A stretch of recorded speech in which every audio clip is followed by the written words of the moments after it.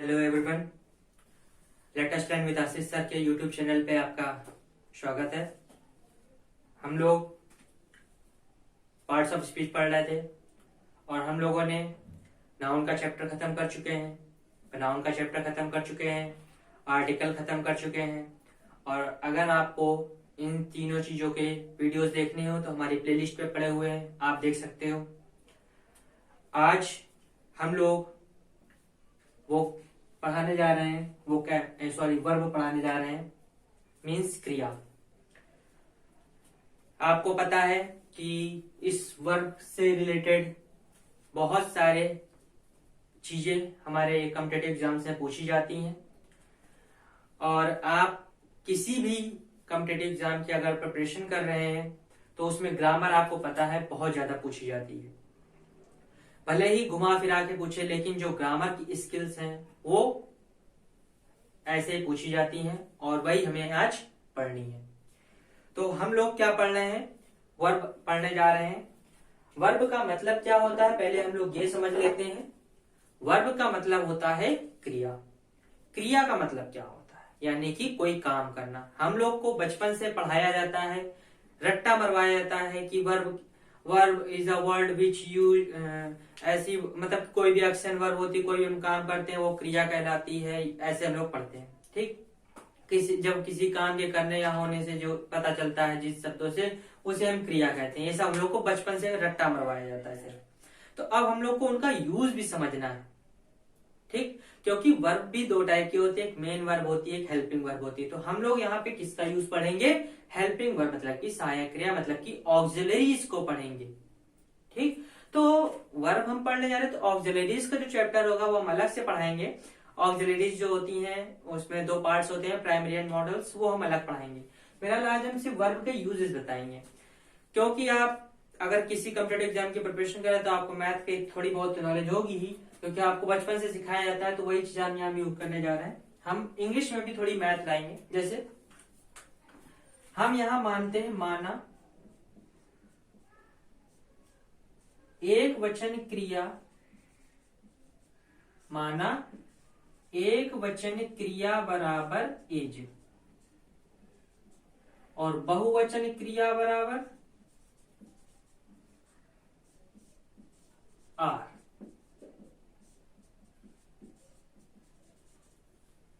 Singular verb हमने मान ली is है और प्लूरल वर्ब मान ली हमने आर है। इज का मतलब हैज या हैव, हैज। आर का मतलब वॉज या वर, वर।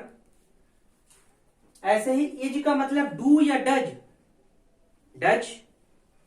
आर का मतलब प्ले या प्लेज, प्ले।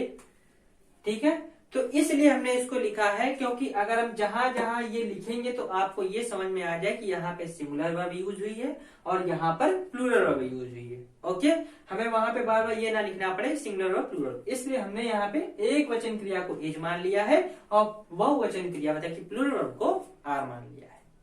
ठीक है, अब हम वर्ब का यूज बताते हैं। पहली चीज सब्जेक्ट, क्योंकि सब्जेक्ट के अकॉर्डिंग ही आप वर्ब यूज करते हो। ठीक है, तो सब्जेक्ट जैसे कि अगर मान लो बहुत बड़ा सब्जेक्ट है, लेकिन जब आप उसका अर्थ निकालते हो तो एक छोटा सा अर्थ निकलता है, तो वहां पे आप कैसी वर्ब यूज करोगे? एक वचन। सब्जेक्ट इतना छोटा सा है लेकिन उसका अर्थ बहुत व्यापक है, बहुत बड़ा है, तो हम उसके लिए क्या यूज करेंगे? Are.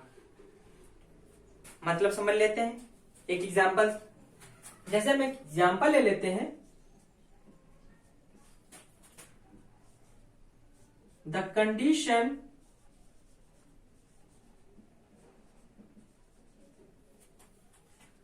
of people in this village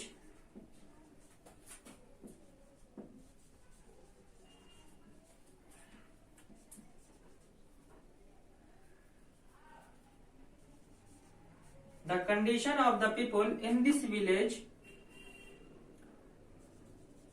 are very poor. The condition of the village in this the condition of the people in this village are very poor. ये हमें एक सेंटेंस दिया गया, क्या ये राइट है?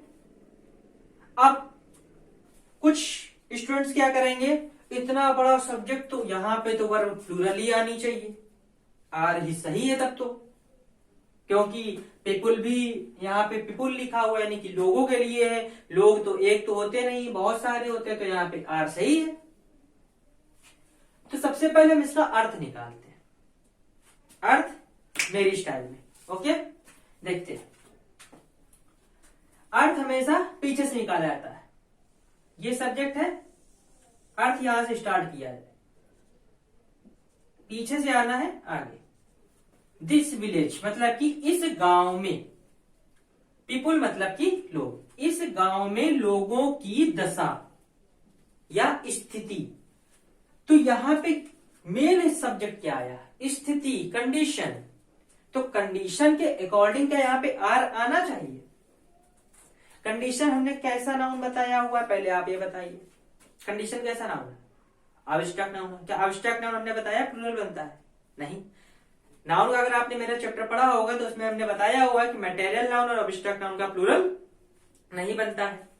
तो ये अब्स्ट्रैक्ट नाउन का प्लूरल नहीं बन सकता, मतलब क्या वर्ब कैसी आनी चाहिए, सिंगुलर आनी चाहिए, मतलब कि एक वचन क्रिया आनी चाहिए, यानी कि यहाँ पे आर का यूज नहीं होगा। क्या यूज होगा? इज यूज होगा। ठीक, सेकंड एक एग्जांपल और देख लेते हैं।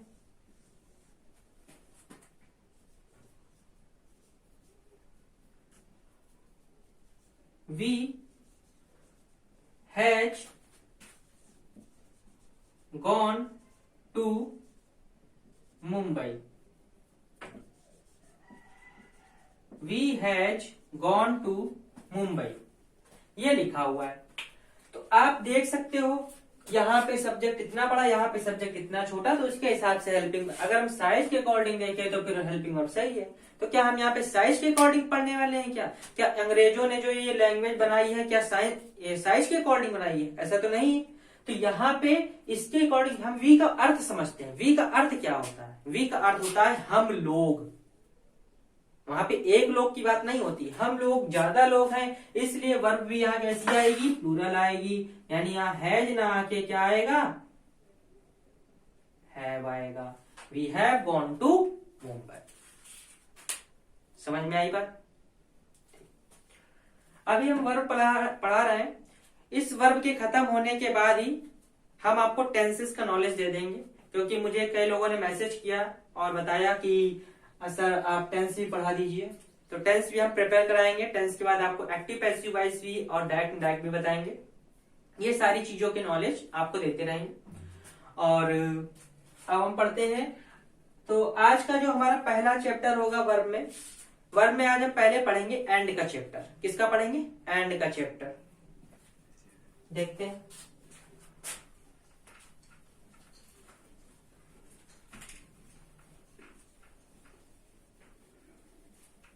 तो आज हम किसका सबसे पहले पढ़ने जा रहे हैं चैप्टर? एंड का चैप्टर पढ़ने जा रहे हैं। अब ये एंड का चैप्टर क्या है देखते हैं। इसमें रूल नंबर 1, ये जो हम रूल्स बताने जा रहे हैं, जैसे जैसे हम बता रहे हैं, आपके जो कॉम्पिटेटिव एग्जाम्स होते हैं उसमें इन्हीं तरीकों से आपके क्वेश्चंस आते हैं। तो अगर आप इन रूल्स को बहुत ध्यान से देखेंगे तो आपको इन सारे रूल्स के जरिए ही आप सारी एक्सरसाइज को आसानी से क्लियर कर सकते हैं। और सारे एग्जाम जितने भी इंग्लिश के एग्जाम्स हैं, ग्रामर के एग्जाम्स हैं, वो आसानी से आप क्रैक कर सकते हो। ओके, तो आज हम पहला रूल बताने जा रहे हैं एंड के चैप्टर से। तो पहला रूल हमारा ये है कि जब कोई दो सब्जेक्ट ईच एंड ईच, जब कोई दो सब्जेक्ट ईच और ईच से जुड़े होते हैं, या फिर एवरी एंड एवरी से जुड़े होते हैं, तो उनके आगे जो वर्ब आती है वो कैसी आती है, एक वचन की। और यहां पे कर्ता कैसा होगा, एक वचन का कर्ता होगा। ठीक है, कैसा कर्ता होगा, एक वचन का कर्ता होगा।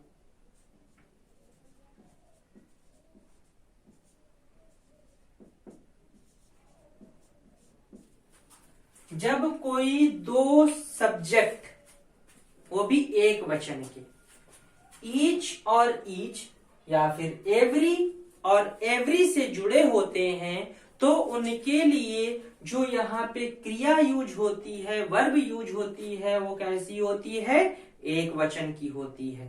ठीक है, इसीलिए हमने पहले ही बता दिया था कि ऊपर एक वचन क्रिया को हम इच और बहुवचन क्रिया को आर मान लेते हैं। तो इच का मतलब एक वचन क्रिया।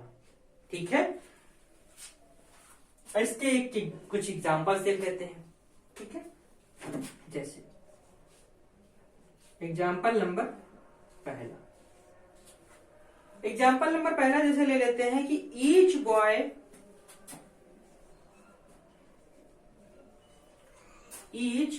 Boy and each girl were dancing on the stage। ये लिखा हुआ है, each boy and each girl were dancing on the stage। तो इसको हम, क्या ये आपका सेंटेंस राइट है? आप रूल देखिए, रूल से को देखते ही आप बता देंगे कि ये जो सेंटेंस है कैसा है, ये रॉन्ग है। क्योंकि हमने क्या रूल बताया है, जब दो सब्जेक्ट ईच और ईच या फिर एवरी और एवरी से जुड़ते हैं, तो उनके लिए जो क्रिया यूज होती है वो कैसी होती है, एक वचन की होती है। तो यहाँ पे देख रहे हैं कि ये बॉयज एक वचन का करता, गर्ल भी एक वचन की करता, और ये भी ईच के साथ जुड़ा हुआ है, ये भी ईच के साथ, और बीच में एंड आया हुआ है। तो इसके साथ वर्ब कैसी आएगी, एक वचन की आएगी। और इज का मतलब हमने पहले ही बताया था कि वॉज होता है, तो वर हट जाएगा, यहाँ पे क्या आ जाएगा, वॉज आ जाएगा। Each boy and each girl was dancing on the stage. Okay, next बताते हैं एग्जाम्पल। नेक्स्ट एग्जाम्पल है, every teacher and every student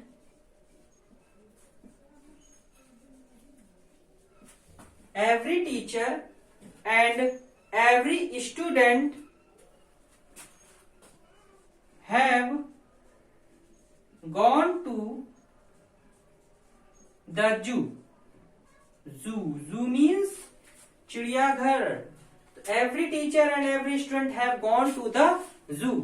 तो आप यहाँ पे देख रहे हो कि दो सिंगुलर सब्जेक्ट है, टीचर भी सिंगुलर है और स्टूडेंट भी सिंगुलर है, और दोनों एवरी के साथ जुड़े हुए हैं, बीच में एंड लगा हुआ है। तो इनके साथ क्या हैव आएगा, नहीं आएगा। क्या आएगा, हमने क्या बताया था, सिंगुलर का मतलब हैज।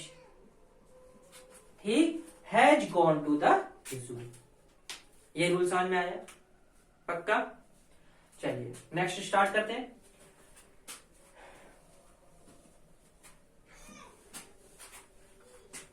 अब रूल नंबर 2 की बात करते हैं।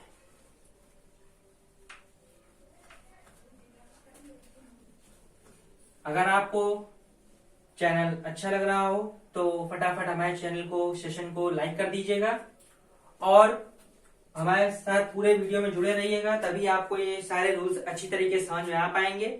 और अगर आप हमारे चैनल फर्स्ट टाइम आए हो तो जल्दी से जल्दी हमारे चैनल को सब्सक्राइब कर दीजिए, ताकि जो हमारी नेक्स्ट वीडियोस आने वाली हैं तो उसके लिए आपको नोटिफिकेशंस मिलती रहे।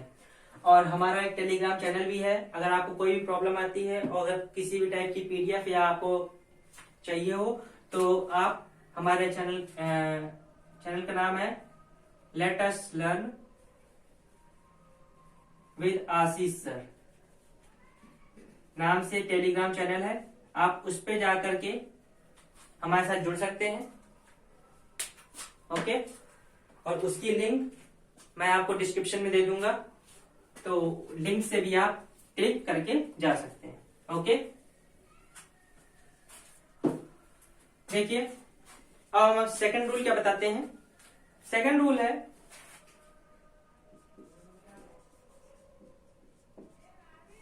अब बात करते हैं रूल नंबर 2 की।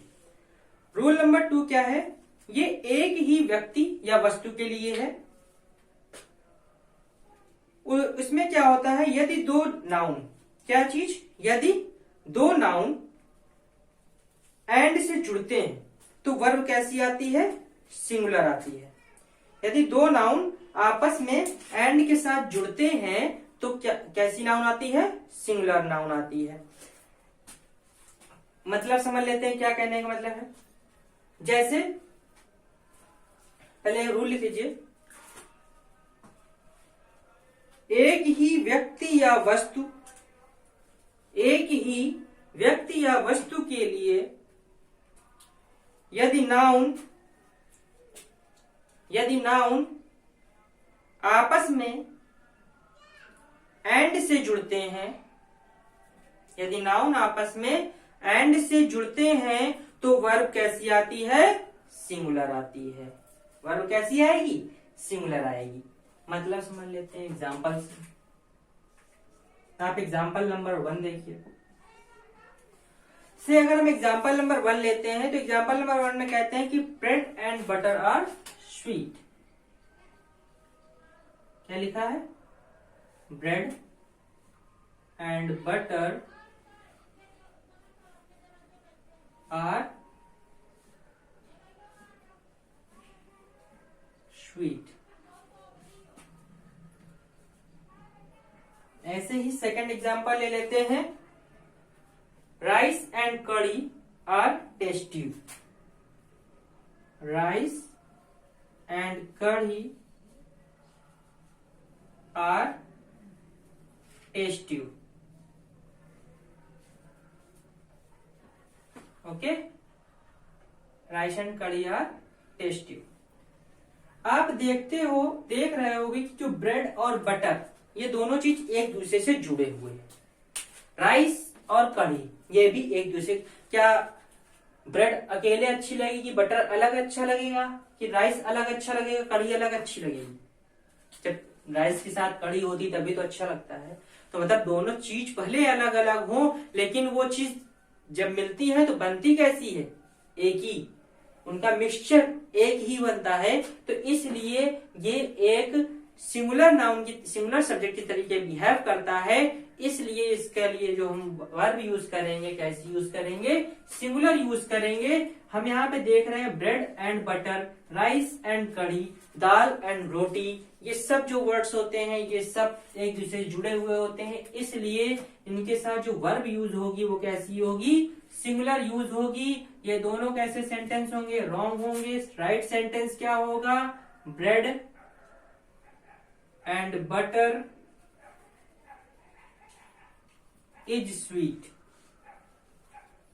क्या होगा, bread and butter is sweet. Understood. ऐसे ही यहां पे rice and kadhi is tasty.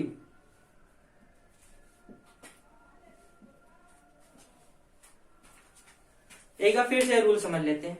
Rule में क्या कहा गया है, जब एक ही व्यक्ति या वस्तु, क्या बताया हमने, जब एक ही व्यक्ति या वस्तु के लिए जब दो नाउन आपस में एंड के साथ जुड़ते हैं तो उनके लिए जो हेल्पिंग वर्ब यूज होती है वो कैसी यूज होती है, सिंगुलर यूज होती है। ओके, समझ में आ गई बात। रूल नंबर 3 लिखते हैं। रूल नंबर 3 देखते हैं।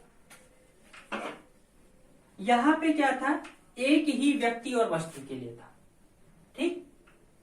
अब हम बात क्या करते हैं, अलग अलग की बात करते हैं। तो रूल लिखिए, यदि दो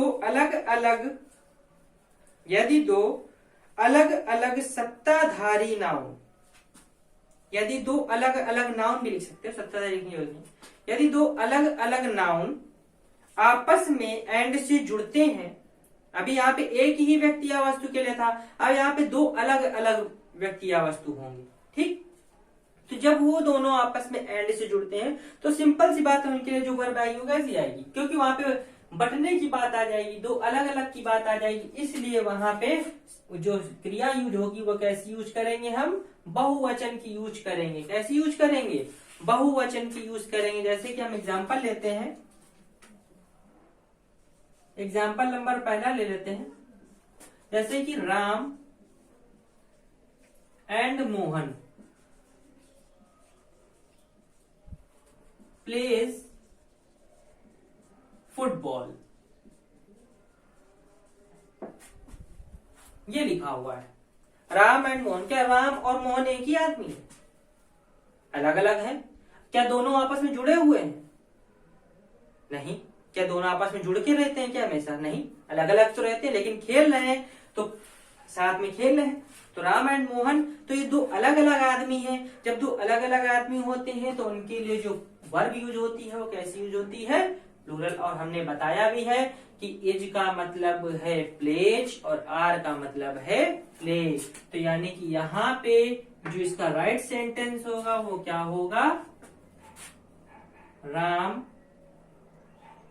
एंड मोहन प्ले फुटबॉल।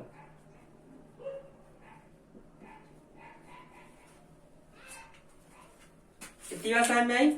जब दो नाउन आपस में, अलग अलग नाउन आपस में एंड के साथ जुड़ते हैं तो उनके लिए जो वर्ब आती है वो कैसी आती है, बहुवचन की आती है। ठीक है, कोई दिक्कत? तो अब नेक्स्ट रूल देखते हैं, रूल नंबर 4। सिंपल था रूल।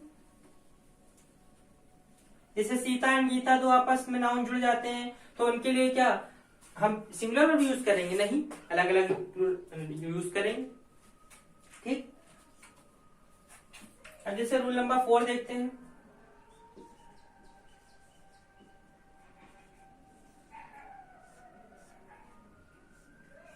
अब रूल नंबर 4 में क्या है, जैसे कि दो सब्जेक्ट हैं। क्या है? दो सब्जेक्ट हैं, आइदर और, नाइदर नॉर, इस तरीके से जुड़े हुए हैं। ये चीज हमने आपको शायद प्रोनाउन में भी पढ़ाई थी। क्या बताया था कि आइदर और, नाइदर नॉर, या फिर और के साथ ऐसे ही दो, जैसे दो सब्जेक्ट हैं राम और श्याम, ठीक, इस तरीके से जुड़े हुए हैं। या फिर राम नॉर श्याम, इस तरीके से जुड़े हुए हैं। या फिर नॉट ओनली बट ऑल्सो, कैसे? नॉट ओनली के बाद सब्जेक्ट और यहाँ फिर बट ऑल्सो से कोई दो सब्जेक्ट आपके जुड़े हुए हैं। क्या क्या बताया? Either or, neither nor, or, nor, not only but also, या फिर नन, नन बट से जुड़े हुए हैं। ठीक, किससे जुड़े हैं? नन बट से जुड़े हुए हैं। नन बट से जुड़ने के बाद यहाँ पे कोई सब्जेक्ट है तो इनके बाद जो हेल्पिंग वर्ब यूज होनी है, क्या क्या हमने बताया पहले, एक बार फिर से ध्यान सुन लीजिए। Either or, neither nor, or, nor, not only but also, none but, इनसे कोई जब दो सब्जेक्ट आपस में जुड़े हुए होते हैं तो जो वर्ब यूज होती है, यहां पे क्या है? सब्जेक्ट जुड़े हुए हैं।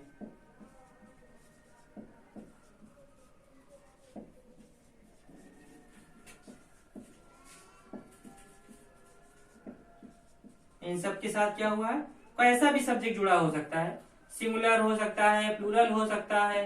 ओके, तो जो यहाँ पे जो वर्ब यूज होगी, जो भी वर्ब होगी वो किसके अकॉर्डिंग आनी है? बाद वाले के अकॉर्डिंग आनी है। किसके अकॉर्डिंग आनी है?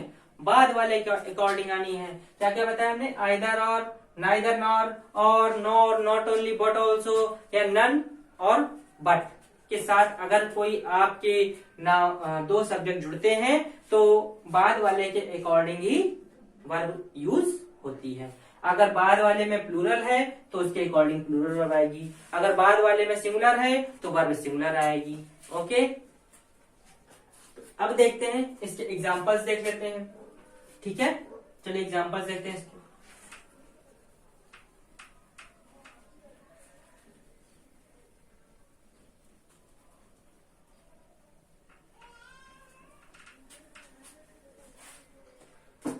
जैसे कि एग्जांपल ले लेते हैं,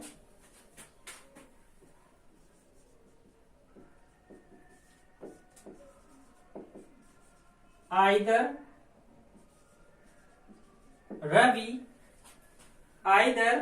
रवि और Hari have gone to Agra. Either Ravi और Hari have gone to Agra. ठीक है, ऐसे ही एक और सेकंड एग्जांपल लिख लेते हैं, आइदर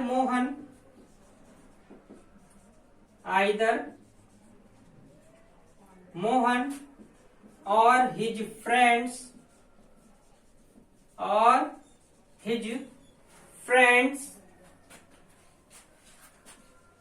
was